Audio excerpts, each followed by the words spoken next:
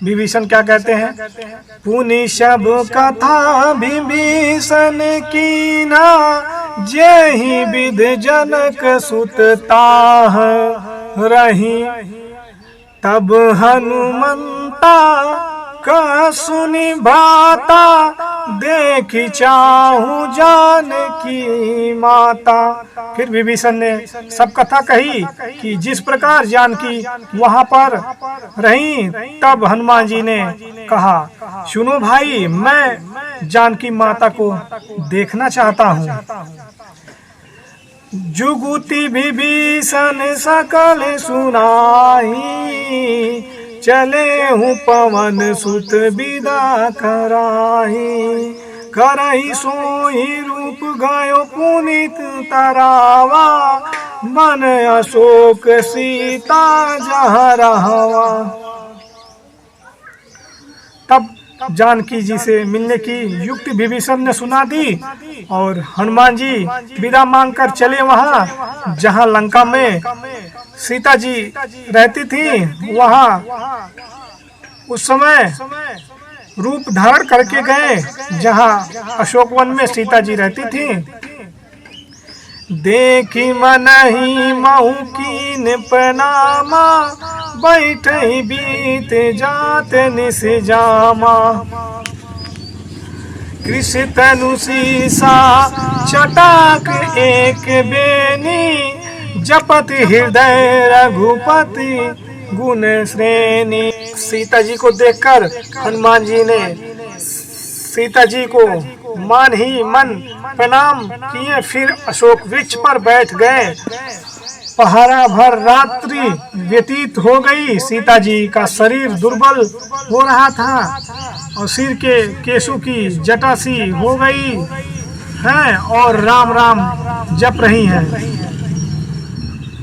निज पद नयन दिए मन राम, पद कमल नील। परम दुखी भव पवन सुत, देखी जानकी दीन।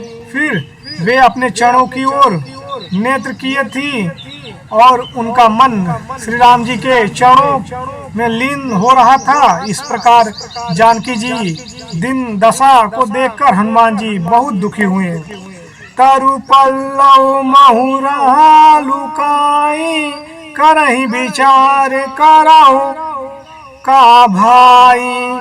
तेहि अवसर रघु रावण तह आवा, संग नारी बहु किए बनावा।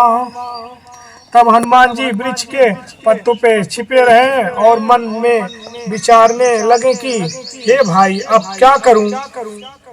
उसी समय बहुत सी स्त्रियों को साथ में लिए हुए और अपना बहुत श्रृंगार किए हुए रावण वहां आया। बहुविधि खल सीता ही सुझावा, श्याम दान भय भेद लगावा। कह रावण सुनि सुमुखी सयानी, मंदोदरी आदि सब रानी। दृष्टि रावण ने अनेक भांति से सीता जी को समझाया तथा साम दाम भय और भेद दिखाया। कहने लगा, हे सुंदर मुखवाली सयानी, सुन, मंदोदरी आदि सब रानियों को ताऊ अनुचरी करहूं पन मोरा, एक बार भी लोकु ममोरा। तीन धारी ओट कहती बेदेही, सुमिरहि अवधपति परम स्नेही। तेरी दासी बनूंगा, यह प्रेम, यह मेरा, तेरी दासी बनाऊंगा तुझे।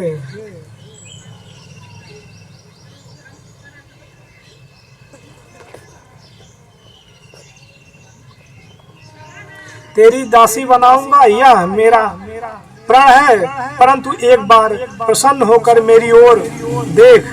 तब यह सुनकर वैदेही अपने को रावण के बीच में दृढ़ रखकर और अपने परम प्रियतम अयोध्यापति श्री राम जी का स्मरण कर बोली, सुनु दशमुख अघोत प्रकाशा, कबहू कीन निकली कराही विकासा, असमान समुझू कहती जान की, खुल सुंदी नहीं रघुवर बन की।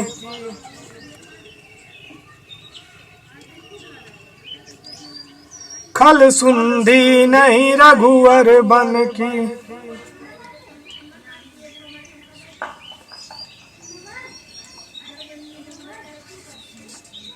हे रावण सुन, हे रावण सुन, जुगनू के प्रकाश से क्या कभी कमललीन खिल सकती है?